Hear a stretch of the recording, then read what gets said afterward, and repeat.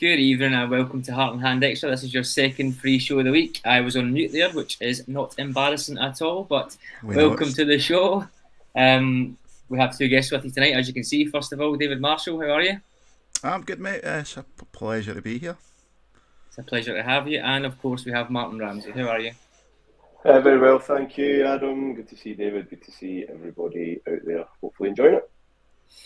Yeah, fingers crossed. Very sweaty night tonight. So apologies if there's a bit of sweat on my face tonight. We are struggling. Obviously, we're enclosed, so there's no wind or dogs barking or fans going. So stick with us. We'll try and make it as short as possible.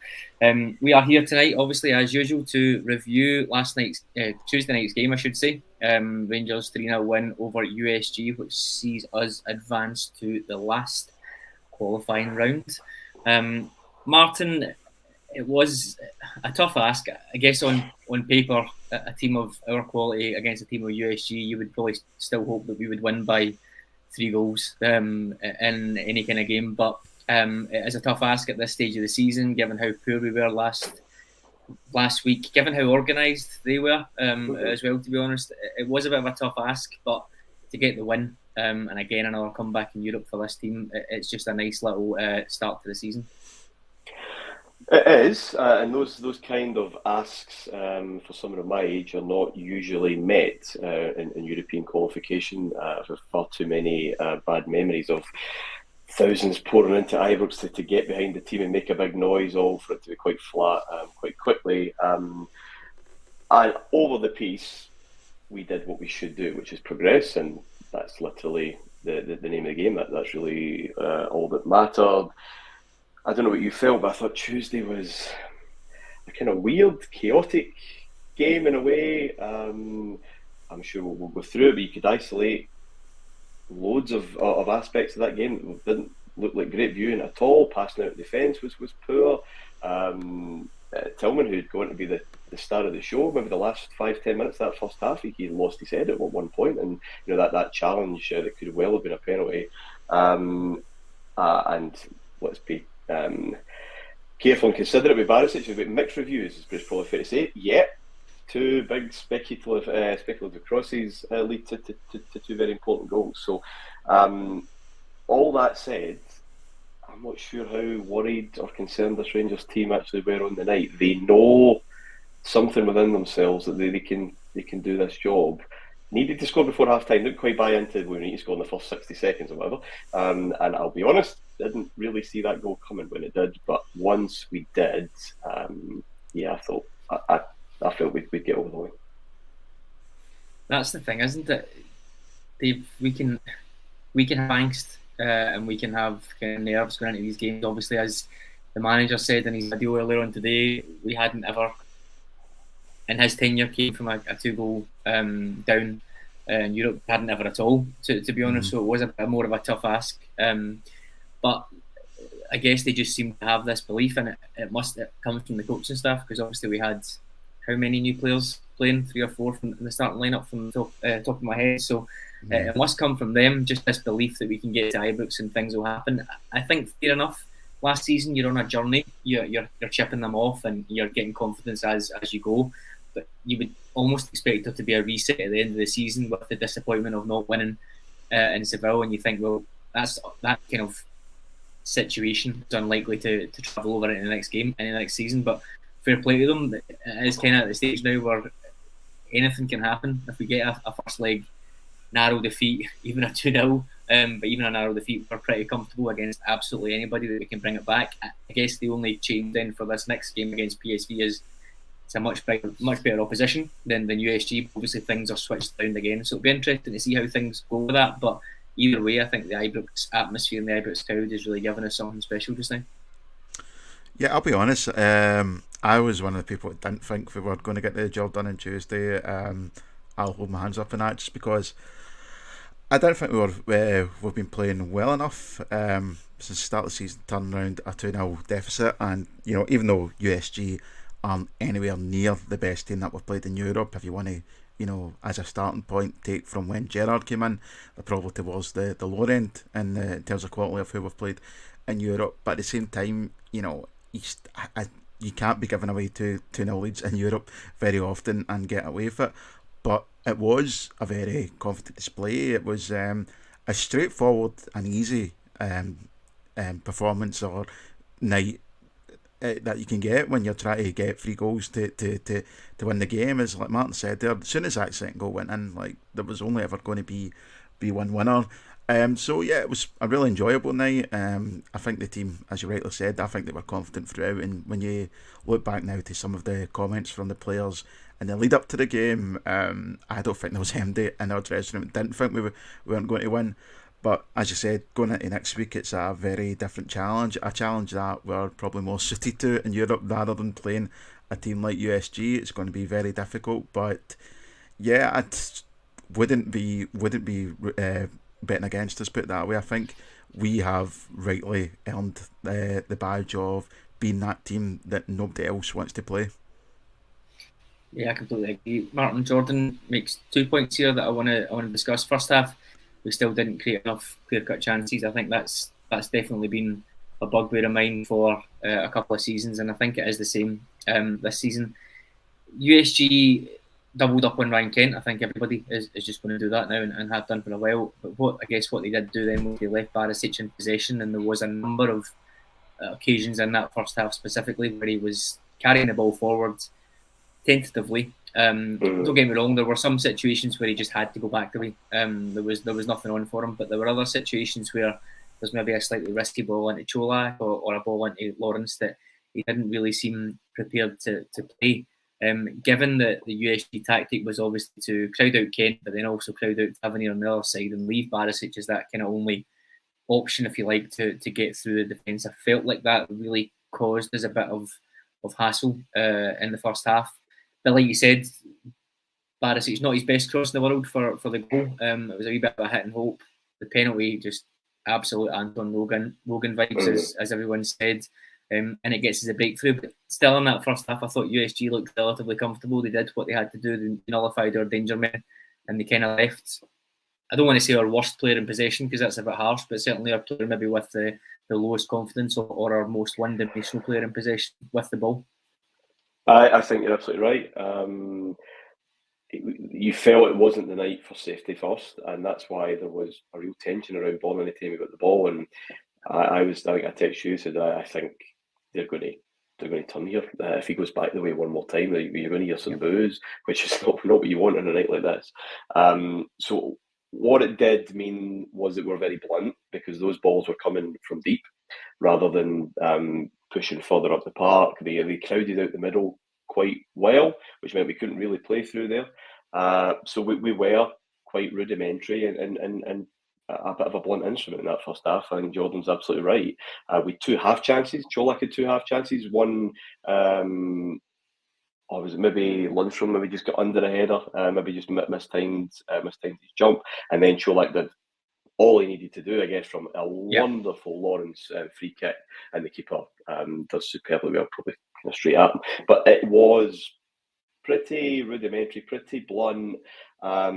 His second point about the Tillman on the right, I didn't like, don't like. I want to see creative players who have presence and who have the bravery to take possession of the ball and turn in the middle of the park, further up, really, especially at home and domestically, causing bad defences problems on the deck. And that's where I think he's going to be more suited, or Lawrence, take your pick. So I didn't really quite get that, but he'd Tav. I mean, that's the other thing with Bournemouth. See how we lined up right from the off. I mean, Tav was on the halfway line.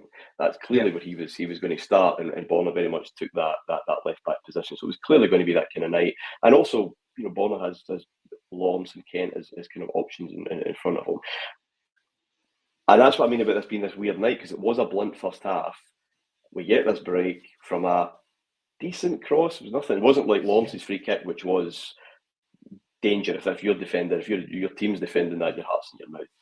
And we just got that Anton Rogan break, and that was that really.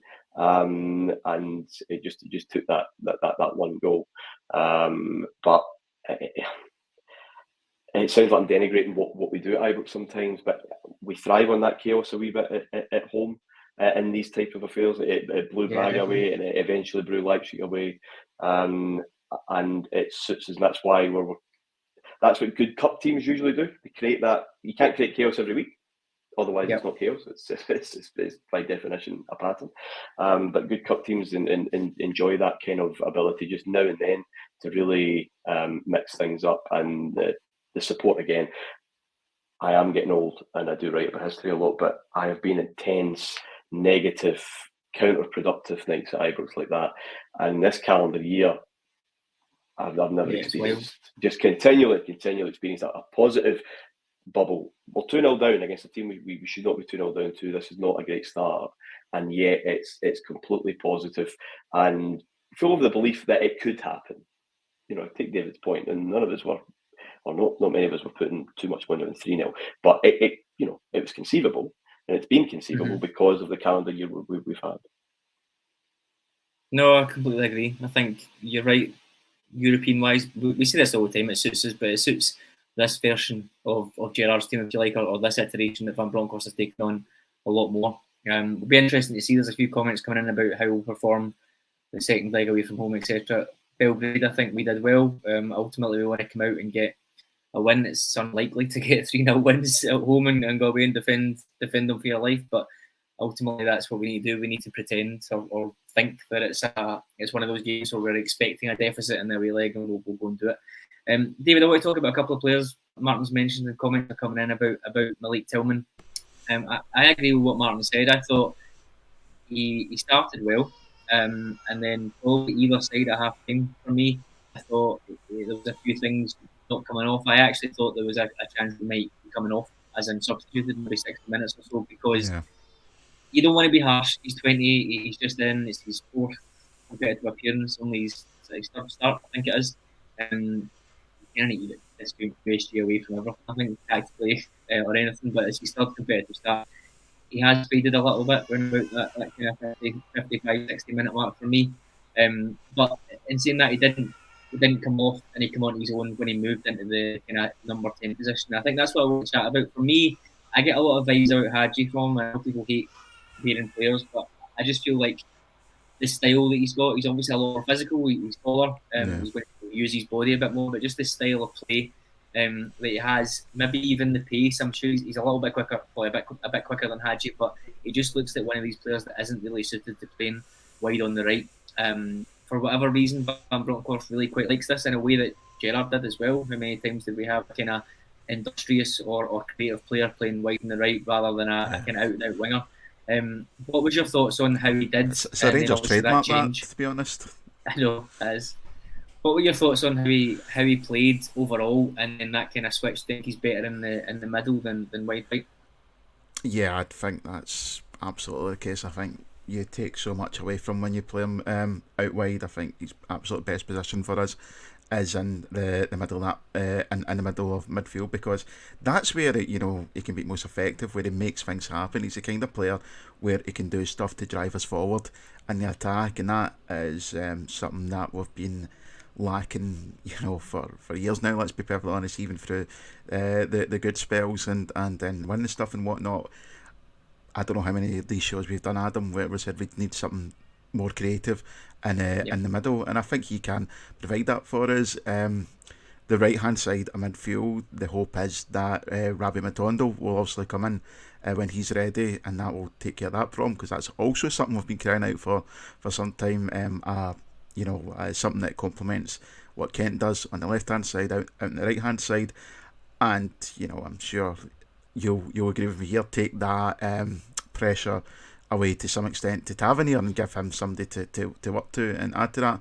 But in terms of Tillman, for me, he is going to be worked much more effectively in the middle. And I think the Hadji comparison is a good one as well, and it's also something we have lost to an extent, and Joe Aribo also leaving the club as well. So for me, that's where he's going to be most effective to us, and where I think we will see him feature. Yeah, it's going to be interesting to see. It's obviously still early in the season. We've got players coming back to fitness, so we'll kind of see how things settle down. Want to talk about Tom Lawrence, Martyn. That 15 minutes against West Ham tested my Tavernier loyalty quite significantly, and what I've seen since hasn't really changed things. It's a kind of weird thing that when you just decide that player will do for you. Maybe I'm probably more on the Lawrence train than I am on the Tillman train, which I think maybe flies in the face of most other people. I just think he is one of these missing cogs that we've had that you can't quite explain when someone says, "What do you need?" The answer is just that output. I just need people that will do stuff, not necessarily score 40 goals, but just come up with a moment. They can be out of the game for 60, 70 minutes, but you kind of need to have them on the pitch. Albert's, I guess, is one of the examples I would always go to. And I guess if you want to compare Lawrence to someone, he's maybe a little bit more energetic, maybe a bit more creative, but that's who kind of sticks in my head as what we've needed for a while. I thought he was really, really impressive on Tuesday night. I liked him playing that deeper role. It was a very attacking lineup. He had Lawrence and Arfield as those number 8s. The drive that he has, he's not particularly very quick, but he's got a kind of presence about him where he can bring the ball forward and he can ride a tackle. More often than not, his pass selection is good. But what I like about him is he tries the risky passes that maybe don't come off. There was a few I think he tried to play inside the fullback for Kent or for Barisic to run through. They just didn't come off. I thought he had a really good game. Obviously, he gets the assist for. Oh no, he doesn't. Sorry, he puts the ball over for the Colak goal. He was trying that quite a bit. Those kind of angled, narrow crosses, if you like, not necessarily a big looper like Barisic does, or from the halfway line, but just those kind of arced ones in. There was one in the first half that Tillman nearly got. What were your thoughts on his performance, and how do you think he's settling in? Superb. I thought he was man of the match on Tuesday. I felt he was man of the match actually on Saturday. Listen, it's very early, and I can confirm, listeners, viewers. Adam texted me after about 30 minutes, so maybe even an hour. I'll be kind to you of the West Ham game. Just expressing how much he loved Tom Lawrence. For those reasons, I would agree. We don't have a huge sample of data here, but what we might get is him absolutely dominating games at Ibrox, being that creative key at Ibrox that can unlock the kind of games that we have here. He was very quiet and very ineffectual at Livingston, it must be said. I thought he was quite poor that day, and so there are maybe some question marks about his adaptability to some of the more difficult surroundings that sometimes Rangers have to go and play, perhaps. But at Ibrox, he just looks like he's been playing for 2-3 years here, and that ball, right, everything works. So that's great. We go home happy on Tuesday night. Borner's crosses were, as I said, speculative. Especially the big up and under that finishes the game, but that ball, that drag back, and then that whipped right foot cross from just outside the left hand side of the box is a nightmare to defend, and it's no wonder that it created complete chaos in there, and obviously Colak was in a place where we've maybe not had players just ready to be to kind of make the most of that. Although I think Arfield should bust the net from his effort, but it was designed, and it was designed to create that kind of absolute mess. And yeah, I think the fans have taken to him because he will take risks. He will be brave like Kent, and it's why Kent will always get a free pass if something doesn't come off, because he wants the ball and he will try something. He's a risk taker, and Rangers fans have always valued that effort and valued that willingness to do things, especially when 1 and 4 is a piece of absolute brilliance. So yeah, I am excited by him. He has something else to his game as well. Put your bets on how many reds he picks up over the course of the year. He's had a few wee nibbles thus far, but that's in the package of that kind of player, I'm afraid, and it's not something that we completely dislike. I would imagine we like a bit of edge to those players. I think that's the thing as well. There's chat about this player's leaving and we've maybe not got the physicality. I guess that's maybe more specifically around defending and attacking set pieces. However, guys like Lundstrom and Lawrence give you a different kind of physicality. They're not going to be bullied, they're not going to be pushed off the ball, which absolutely helps. David, the third of the new signings that we've seen the most would obviously be Colak. That's 4 games in a row. He started, I think, off the top of my head, that's probably more than a run of starts than Sakala or Itten got. So if we're wanting to compare sample sizes there, I think that's a decent amount for what we will believe will be a backup striker. I think he's done really well. I do think Tuesday night was his best performance. It wasn't rampaging all action like Morelos. He's not going to be. We've said that on this show before. We've said it on Patreon. However, his pressing is actually very, very good. When, for whatever reason, I don't know, I've still not figured out what this goal kick strategy was from USG, where their centre half would tap the goal kick to the keeper, who would then just launch it, and it just invited pressure on. He was quite fast across the ground to get there. He's not rapid at all, but he presses quite intelligently. He kind of angles his run so that he doesn't have to run too far to get them. I thought he was very, very intelligent, and I said it on the post-match show on Tuesday. Fair enough, it's a tap-in, but it's an important goal, an important moment, and for him just to be in between the posts there. Morelos isn't there. Roof is the only one that kind of goes out next for Ronby, I think it was. So I think he's doing really well. I guess the question is long term, what we think his chances are, given that we've got Morelos back now, and obviously Roof won't be too far away, but certainly Morelos will be coming in, you would imagine, as the first striker. What do you think? How do you think Colak's done so far, and how do you think he fits in now? Is he a bit of a super sub, or will we see a bit more rotation? I think that's a question. I think Colak overall has been fine. I think he is more that traditional penalty box striker. You need to give him the service. My biggest worry around him is how he fits into the system we play. I think the first few times we saw him, I don't think we're playing to his strengths. We're trying to fit him into our system rather than, playing a way that makes him the focus point, and we're getting the most out of him, which I think if that's what we're going to do moving forward, playing him, I don't think it'll work more often than not. But he's got 2 goals in 2 games now. The goal he scored against Kamara at the weekend, it was the first decent bit of service he got into his feet in the first 2 league games he played, and it was a good finish. The goal he scored on Tuesday night, you're right, it's all very well saying it's a tap-in, but he needs to be there in that position. You're not there by chance. You're there when you've got the awareness and the intelligence to be there as a striker. You either have that or you don't. You're right, what you're saying, if in another situation, if that's Alfie might be outside the box at that point, try to get the ball, or try to make the player happen. He might have been the one that originally put the ball into the box.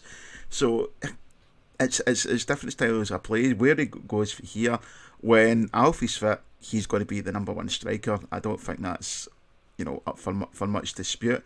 Going forward, to get the most out of this guy, we need to, when he's in the team, we need to adapt to him rather than the other way about. Definitely, I completely agree. Martyn, just on that, Jordan has said we need to realise when Colak plays that he's like Boyd, we need to create chances for him. Not the type of player but will score if given chances, should be looking to create more anyway. Absolutely. Livingston, there was a bit of ridicule that he had 3 passes completed, and 2 of them were from kickoff. I guess you could say the header that was onside would be 4 and he gets a goal, so nobody would care. But there's that thing, we spoke about it on Patreon before. That to me is a failing of the rest of the team. Obviously, he's not uninvolving himself and just standing there and not moving. They're not playing to him, and I think we've seen that certainly over the last 2 games. I think we've seen that a little bit more. They're getting him more involved. He's not blameless. I'm not saying that he's 100%. He couldn't do any more, but he's not going to come back to the halfway line. He's not going to link play. He's not going to spin round, etc. I think it's just about learning how to play to him.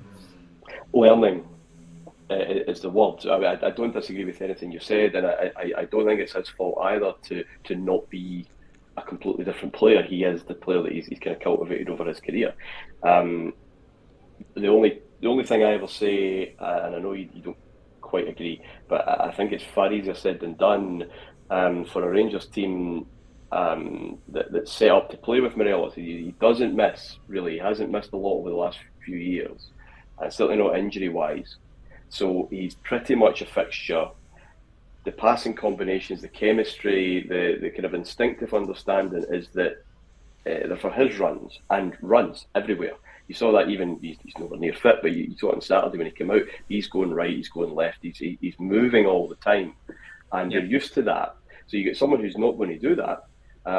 It will take time to play to someone of that ilk. I don't. These aren't settings in Football Manager where you can click a few buttons and then all of a sudden they're going to play. You're talking about patterns that are absolutely ingrained. So I don't. And this is the problem 4.5 years now of it. Yeah, exactly. And it's the problem we've had. But Adam, you're right. He's had more time than Itten had in terms of starts, right? In terms of a run of starts. It's the reason that we haven't really had to adapt is because they're never out the team for that length of time.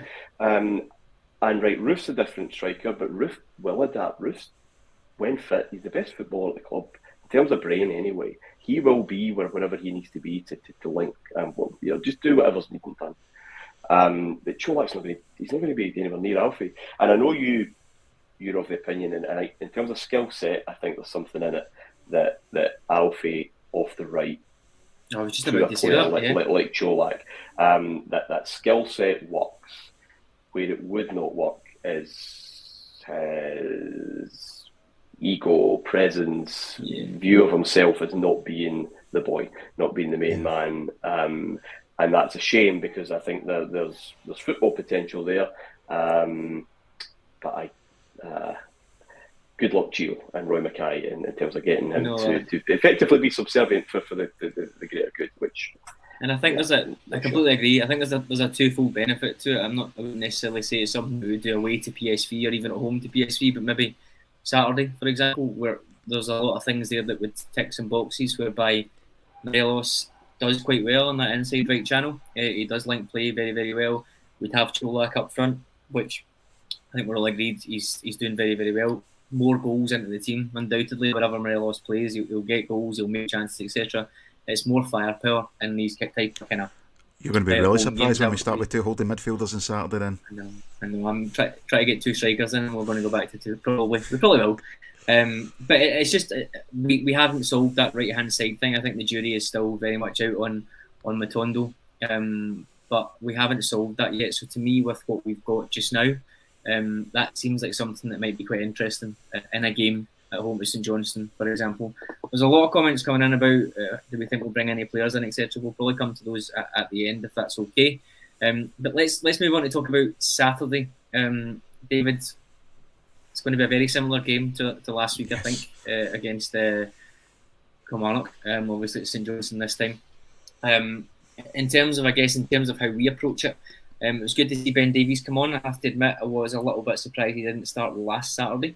If I'm honest. So it was good to see him come on, and I'm going to expect that Yilmaz will be coming into the team as well on Saturday. Do you agree or disagree with that? I think for these type of games, having those two there who are maybe naturally more comfortable on the ball, more attacking, can build from deep than maybe a Barisic and a Sands do. Even though Barisic obviously got those 2 assists and came on to a really decent game on Tuesday night, do you still think those two will come in?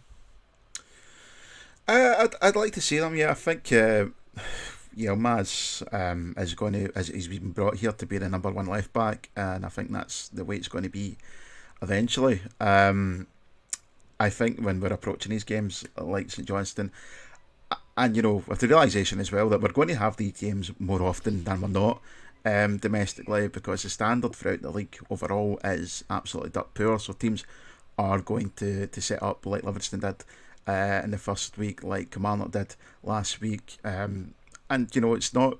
We don't really have a right to be annoyed about it. These teams aren't there to open up and let us play nice football around them and just wave at us as we go off 5-0 winners every week. So it's going to be stodgy and even frustrating more weeks than not. I think the way that we need to combat that the best way we can is to set out going for the jugular, take the game to these teams. No more of these two holding midfielders. It's not necessary domestically outside of maybe Celtic, but even then I think we play our best games against Celtic when we go out to attack them.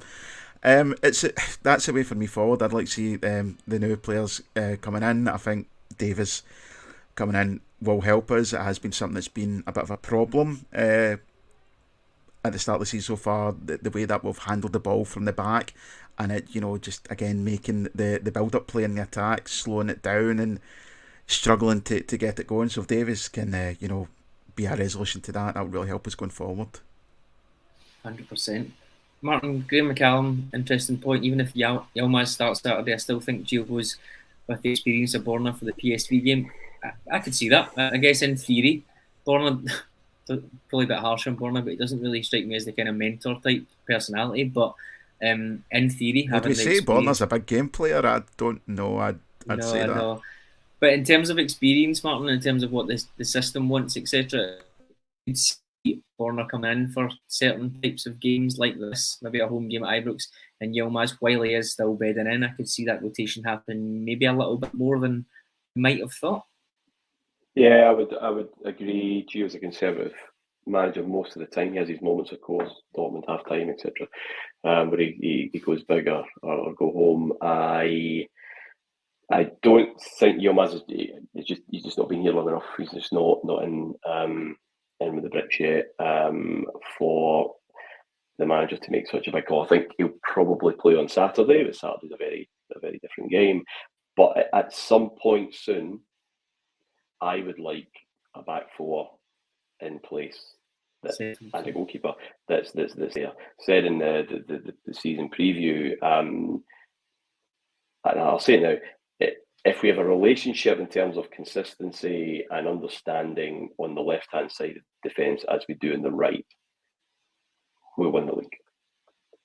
Because we are vulnerable, and we have been, when Helander's not playing, we are vulnerable through that channel with a right-footed left centre-half and a left-back that's not always absolutely on top form and top confidence. And that channel has been exploited time and time again. And it doesn't really get exploited at the other half of the defence because Taven Goldson never miss. They've been here for years now. They have something in place. If we were somehow able, if it's Davies and Yilmaz, because that's where the money's been spent, and a left-footed centre half at the left-hand side. Bear with me, it's revolutionary, I know, but I want to see it. I want to see it soon, but I could understand the thinking as immediately as Tuesday. Just especially if he's going to want Tav to do what Tav does, to have a wee bit of insurance on the other side. Because if we get too adventurous, both sides, this isn't Union Saint-Gilloise. This isn't. I was going to say some of the other nonsense that we've played, but we've played a fair few good teams over the course of that run. They've tooled up. They've had a serious summer. They look like a proper proposition, and being too gung ho would be a slight concern. So that Tuesday, yeah, but eventually Davis and Yilmaz, please, and all being well. Can't account for injuries, of course, but if we can find that solidity there, then that's half the battle. I guess this is the issue with this. Obviously, having to play the 4 qualifiers anyway, but the truncated season where the Champions League group stages start 2 weeks after the qualifier, so we're not really going to get a run of games where we can just have league games, or maybe the odd cup game thrown in to kind of get them up to speed. It is big games, then league games, then Champions League games. So for me, I think just the sooner the better for them to get in, and we'll see how things go. David, I'm going to come on to my favourite subject, the Rangers' central midfield. Not James Tavernier, fair enough. No, not James Tavernier. Get a break. Just one of those things when you're that good, you don't need to talk about it all the time. It would be first of all, it would be a very Van Bronckhorst thing to do, as we said, to go with John Lundstrom, Lawrence, and Scott Arfield as the midfield three in a big game as it was on Tuesday night, and then revert to a slightly more defensive midfield at the weekend in a game where arguably we might have even more of the ball than whatever the 70% possession was that we had. However, on the other side, it can be quite cutthroat, I think, at times, Van Bronckhorst. You think he has took Kamara out of the team on a couple of occasions where he hasn't been playing very well. He's done it as well with a few others. Sakala springs to mind, possibly even Lundstrom. Maybe the tail end of last calendar year. He had a couple of poor games there. So he can be quite cutthroat in that sense. And he does learn, he is flexible, he will change things, as we've seen after Parkhead. He thought, hang on a minute, I got that badly wrong. I'm going to move on to the next thing, which was Lundstrom and Jack. Some could argue he's maybe ridden that a little bit too long now as it's kind of bled into this season, but he does change things. He will be quite cutthroat. With that in mind, who we were last Tuesday and how Jack and Kamara seem to be, rightly or wrongly, the lightning rod for that, for a lot of the support. How do you think he plays it on Saturday? Do you think it's just Davis as a holder and we've got two attacking midfielders? Do you think Davis and Lundstrom come in and we play Yilmaz slightly more attacking on the left-hand side to give us a bit of balance? What do you think the midfield two looks like? I mean, the question there, how do I think he's going to do it? My honest answer to that is I don't know, because for all the reasons you just listed there, he is quite unpredictable in his selection sometimes, Gio, and you don't know. As Martyn said, he has got a tendency to be somewhat overly conservative at times, but he can go for throw as well. As I said before, I think the way forward in the league is to go for the throw. I think there's absolutely no reason for us to be setting up with two holding midfielders. In terms of Glen Kamara, I don't really see a place for him in this team at the moment. I personally don't think he's had the level of performance over the last 18 months, certainly in terms of consistency, to warrant a place in the team. I think if we're picking our best team 1 to 11, he doesn't get in there. For me, at this point, he doesn't get close. I'd be looking to move on Kamara, to be perfectly honest. I think the main reason that we've not moved on Kamara at this point is because we're not getting the bids for him. Going forward, Stephen Davis, I'd be playing a lot more often than I wouldn't, particularly in the league games. I think he does that job perfectly for what we need him to do as that one holding midfielder. And then that allows you to play the two attacking midfielders in front of him. We're going to have a lot of the ball against teams like St Johnstone. There is no need for us to be overly conservative in these games. We are at our best in these games when we're on the front foot. If we do that, I think it's going to be a much more enjoyable and a much more easier afternoon. It's almost to the point of, if you play with the two holding midfielders, you're trying to defend against a threat that isn't there, and yourself then creating it. I think he might have learned that. I think he might have listened. I hope so. I've got a feeling that your prayers might be answered, Adam. If we start with two holding midfielders on Saturday, I'll be greeting. I will. I'd actually be quite surprised, and I'm going to go against what I said a minute ago. I know that someone's said that they wish Gio could just keep a stable first 11. That doesn't happen anymore. It's not 1992. Like you can't have a stable first 11. Nor is that good. I want a stable back four, thank you very much. But given that we have 77 central midfielders on the books, and hopefully, we're going to be in group stage football regardless. So we're going to be in that balancing act between the drudgery sometimes of domestic football and Europe, keeping people fresh instead of that absolute marathon last year where certain players were absolutely running to the ground by the end. Just keeps that fresh. So, for example, on Saturday, Davis plays at 6 and directs traffic, and your choice of Lawrence and Tillman and whomever else you want centrally further up, and we need Lundstrom, I think, for Tuesday, and we need him on Veerman at all times, personally. Yeah. But we should be using that a lot more in midfield rather than in defence, personally. And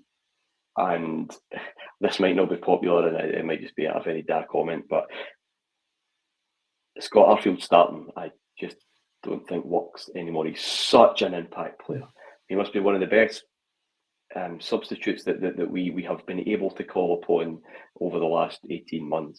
And I'm sure someone will come up with an example in the chat now, but I can't remember the last great game he had from a starting position. Galatasaray, maybe, off the top of my head. Well, there you go. Possibly. That's a long, long time ago. So just keep him there. There's nothing wrong, especially as he's coming to that stage of his career. He surely can't be that expecting kind of to player. start every week, No, I know. So, and substitutes aren't always just the first team choices that just got unlucky. Sometimes you have players that can only give you 30 minutes, but what a 30 minutes he can give you when a game's stretched or when a game's in a certain position. And he's our player, and I never want to really see him in a starting 11 again. But we have options there. That's all I want. Just keep that recycle. Just keep that moving. Give some minutes into some legs as well. But you play your top boys on Tuesday. I think for me, Lawrence is whether you want to say upgrade, whether you want to say younger version of Arfield, but he's given what I think we all wanted Arfield to do from the start. Whether Lawrence can be more consistent with goals and assists than maybe Arfield has been over his career, absolutely. But I think that kind of off-ball running, arriving in the box, finding himself in these key spaces, I think that's what I think Lawrence is doing. So for me, it's probably one or the other. And I agree, Arfield coming off the bench, I think we seen last year, Martyn against Hibs away. We were at it, him and Roof came off the bench, changed the game. For me, he's still got that in him this season. The Stephen Davis points that are coming in, we need a creative passer from deep. Davis should play games like Saturday. He's the only centre midfielder we have who plays forward and breaks the lines. David, there's two schools of thoughts here. The first one for me is, yes, absolutely. I would probably play him in the majority of the games because he doesn't look like he's 37. He doesn't, fitness-wise, he's never, since he's come back anyway, he's not been blessed with a huge amount of pace, but it's all upstairs, it's all anticipation, it's all movement, it's all knowing where to be, positioning yourself. But on the flip side of that, if we are then to move at this early stage in the season, if we are then to move to a single pivot number 6 who's going to build play from deep, we probably need to invest in someone who isn't 37 to either come in and be that first choice player or be the rotation. It's maybe a season too early for Charlie McCann. I don't know how highly rated he is in the coaching staff. So there's kind of two sides to that for me, but I think in the here and now, what we know, what we have at the minute, for me, Stephen Davis should be getting much more game time than he has this calendar year. Yeah, I mean, certainly domestically, I'm never going to complain any league game that Stephen Davis is starting. I think if we played Stephen Davis more last season, we'd probably win the league, to be honest. I think we were so lacking time. The fact that he was so underused last season, particularly in the second half of the season, was an absolute head scratcher for me. Yeah, it's a good point overall because it does change our style of play when Davis comes into the team. But it does. It's good to have as well. Those tweaks in the system and having the different styles of play that we can go for. I can understand your point, but I said I've no real concern if we are more league games than not, because I don't think he will even start every single league game. But these kind of games at Ibrox, if we're starting Stephen Davis more often than not, I wouldn't be at all disappointed with that.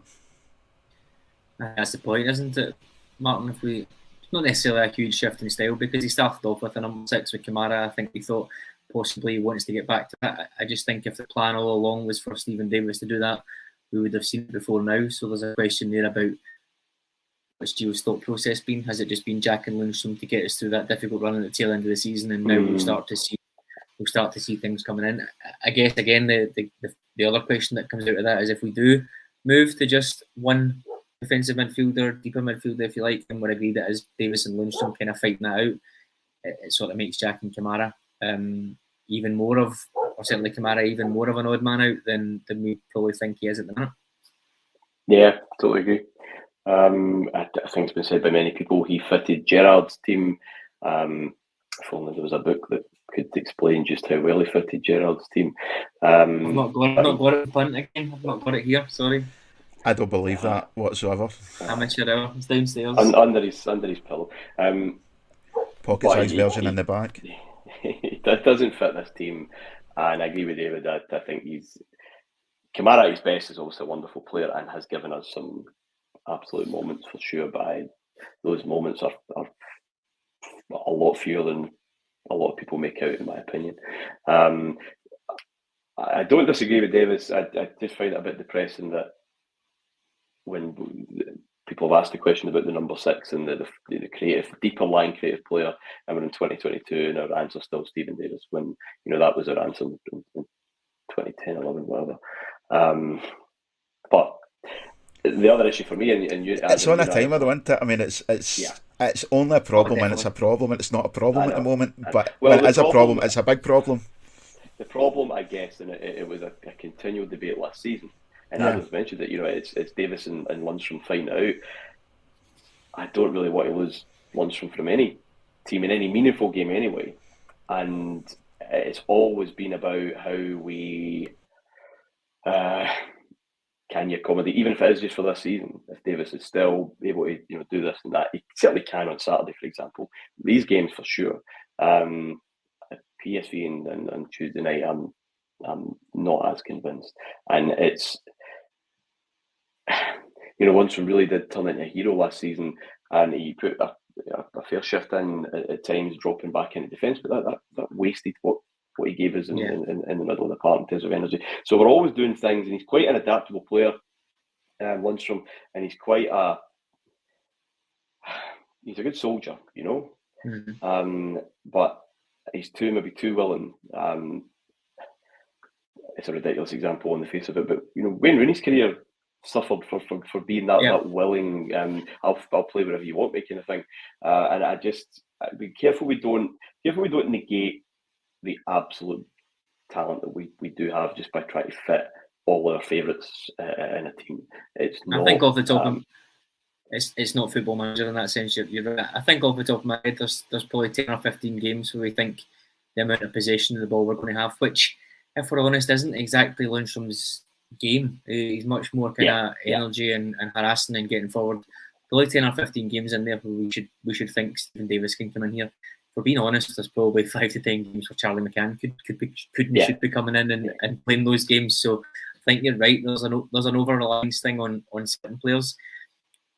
Kent, Morelos, Goldson, Tavernier, I think, are still in maybe the category above in that, in the sense that if they're fit and available, they should play. But Lundstrom's definitely banging on the door. But I just think in central midfield, with the kind of stress that's on you there, with the running that you have to do, etc., I definitely think there is 10 or 15, as I said, where he could be getting not rested, but he could be getting rotated out and keeping them fresher for games that are maybe more suited. The point about Kamara, Jordan Campbell made a really good point about him last week in The Athletic. He hasn't learned to control a game yet. He hasn't learned to control the tempo of a game. Whether he will or not, I don't know. But that's something maybe Stephen Davis couldn't do when he left us. I'm not 100% on that. He was maybe slightly still more energy and getting forward on the right-hand side. It's maybe something he learned in his later years as you mature. Possibly Kamara will look to do that from look like. It's like Barry Ferguson could do from the minute he came in the team. David, that 19-year-old, he can come in and he can just with a swivel of the hips decide whether we're going fast or whether we're going slow in this move. It's when you mentioned Thomas, Lawrence, and we mentioned Albert here. I think any midfielder that looks good and come in and can make that delayed run to the box, being my age, I always automatically want to compare it with Barry Ferguson straight away.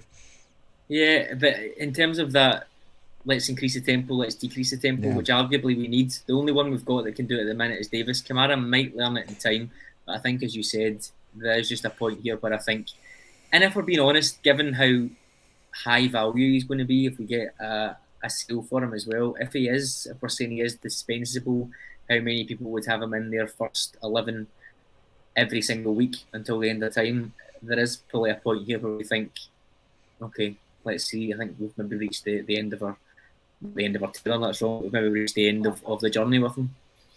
I'd agree with that. I'd agree totally with that. I think it's just the time's come for moving him on. To go a wee bit further to Martin's point, we said that some people like to hype up Kamara more than he has, or over evaluate him for what he's contributed. I think I'm not the biggest Glen Kamara fan in the world. I've said that a lot in these shows. I think Kamara's had more bad games for us than he has good games, and that could be a bit of a flipping point because most players do. But I just don't think he has put a turn in for us. But I've never been the greatest Kamara fan. I think he just doesn't do it enough for me. And on your point as well there about moving on, I don't think we'll get as much as some people might think we will for Kamara. But Kamara No. could be of value for a different team and a different setup and do the job that he is far better at doing. Just because you've fallen out of favour or not quite doing the biz at a club, football doesn't work like that. It's not about this player is this specific level. He has a figure next to him, and that's that. It's what job can this guy do for you at your particular level you're playing at, the particular position, the way you're set up. And of course he can. He's just not. He's maybe strung up by his own kind of early promise. If memory serves me, and correct me if I'm wrong, but he had a very good game at Ibrox. That very sunny late Old Firm game in Gerrard's first season. We won 2-0. Arfield scored the goal. And he was doing the kind of thing that you were talking about. He looked as if he was in charge and dictating this left, right, centre. So I think we all naturally will look at that. We'll have that every week, please, and that's what we've got. And clearly, like many players in the 55 season, I think he did a different kind of job because Davis was pretty much doing that. But he was, that season was a kind of coming together of many different factors. But loads of players just hitting their peak at doing what they do. And I just wonder if those early performances created an expectation that for people like David and maybe myself, he hasn't met. And for the fans who fell in love that afternoon, that's all they remember, or some of the other the kind of maybe choice games after that, and that they're holding on to that promise, holding on to the potential rather than the reality. But that's life as a football fan. We all have players like that, every single one of them. Yeah, I think that's for me. I'm not in way saying that Glen Kamara is a bad football player, but I just don't think he is what we need, or he can be what we need to be him as a Rangers player. Yeah, I think that's the key. For me, I think that season, 55 season, he found his niche on that left-hand side, basically connecting Barisic and Kent together. In a way that they do, we seen on Tuesday night, they do still have a little bit of a disconnect sometimes if Kent is marked. Barisic isn't quite sure what to do. So Kamara found his niche in there as the glue between that, I feel like. So much so that I remember us actually saying it'd be great if we could find a midfielder on the other side when it was Arfield, Jack, etc. trying to come in who could do the same thing. However, I think we've moved on as we get better quality in the team. I think we've moved on. We've certainly moved on from that midfield setup. So it's going to be interesting to see how things go with them. But David, to your point, and kind of what Martyn said as well, we have unique demands up here. You talk about mentality and the size of the shirt, etc. I think he's okay with all of that, to be honest. But sometimes the unique environment that we're in and the fact that we're going to have so much of the ball, etc., you need to be braver on the ball, you need to make these passes, etc., that are maybe just not his game. But as Martyn said, put him in the Bournemouth team this season, he'll be decent. He'll get done what needs to get done. There will probably be rumours of 25 to 30 million for within months. That's the kind of thing I think we're talking about. And while there's some comments in saying there's no chance we'll get 8 million, there's this and that, Ross Wilson's not a stupid man. He'll see that, okay, maybe doesn't fit in Gio's team, but he'll know his value, even going to teams like France, even Italy. Someone like Glen Kamara would be absolutely fine in not necessarily the majority of those teams, but certainly the bottom half of those teams, I think he'd be absolutely fine. So while he's maybe not as valuable to us as some people think, I think there's definitely something that the other teams would be taking notice of. Just to add to that point as well, I think it's the same situation with Joe Aribo as well. Just keep in mind there, because somebody's put in the comments that Aribo was a far better player than Kamara. Well, they're two different types of players. Comparing them is a bit pointless. But I think you and I talked about this a lot, Adam. We'd get quite frustrated with Aribo because Aribo's biggest problem was doing it on a consistent basis. But I think he'll do great in Southampton because he doesn't have the demand up here. We needed Joe Aribo to be a guy, particularly last season, that was the focal point of the team, driving us and leading us to a league title. He doesn't need to do that down at Southampton. He can do, the wonderful things that he's able to do, winning 3 games, and they'll absolutely love him down there, and they'll make a 100%. Ton of money off him, as will we. Because the expectation is just different. Yeah, similarly, Glen Kamara could go to a Bournemouth, as you said, and be an absolute sensation because what they need him to do is so much different than what we need him to do up here. 100%. Couldn't agree more. Okay, I think that will do us for tonight. Thank you all once again for joining. Apologies, I can't keep up with the comments. We're going to need to get a presenter or something on to ping them out, but it's really difficult to keep up. But thank you all for being so engaged. Obviously, we're off the back of a really good win on Tuesday night. Fingers crossed we get another 2 wins before we speak again next Friday. But yeah, once again, thank you all very much. Martyn, thank you for joining me. No, my pleasure. Thank you, Aaron, for having me. And David, thank you. Pleasure, mate. We should look to poaching Emma Dawes since the club stole the preview show idea anyway. So, tit for tat. Of course. That's a nice little segue. If you, as you can see on the blue ticker down the bottom there, if you haven't signed up to our Patreon, then you can do it at heartandhand.co.uk/Patreon. 5 podcasts per day from Johnstone. I'd like to think that everybody tuning in has signed up to it, but if not, then you can go and do it right now. David will be back on Friday with the flagship, reviewing the weekend's game and looking ahead to Tuesday night's PSV game. Once again, thank you all for watching, listening, commenting. It's really much appreciated. Thank you. Bye-bye.